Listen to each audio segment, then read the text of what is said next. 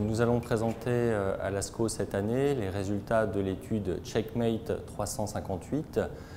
Cette étude est une étude de phase 1 qui a inclus des patients atteints ou non de cancer liés à un virus. Le traitement qui était proposé dans cette étude était du nivolumab à la dose de 240 mg lors de chaque injection et le traitement était réalisé au rythme d'une injection toutes les 2 semaines, ce qui est le traitement habituellement proposé.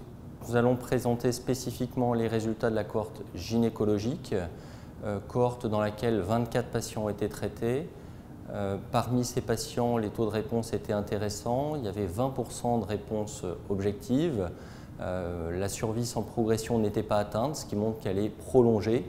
Et de la même manière, la survie globale n'était pas atteinte, la médiane de survie globale, puisque ces survies globales étaient également prolongées. Il faut comprendre qu'on est dans un type de cancer pour lesquels les taux de réponse en première ligne sont de l'ordre de 20 à 30%.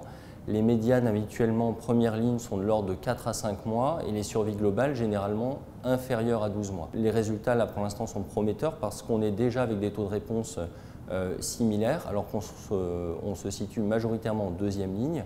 On a également des survies sans progression qui semblent allongées puisque là pour l'instant non atteinte, la médiane n'était pas atteinte et pareil pour la survie globale, elle n'est pas atteinte avec un recul médian de 33 semaines. Cette étude montre que les cancers gynécologiques sont susceptibles de répondre aux immunothérapies, ce qui est une information nouvelle.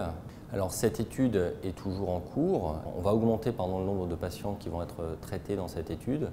Et on va également modifier légèrement les traitements puisqu'il y a des nouvelles associations qui vont être proposées. Donc le nivolumab va être ensuite associé à d'autres médicaments comme l'ipilimumab avec pour objectif d'augmenter les taux de réponse objective.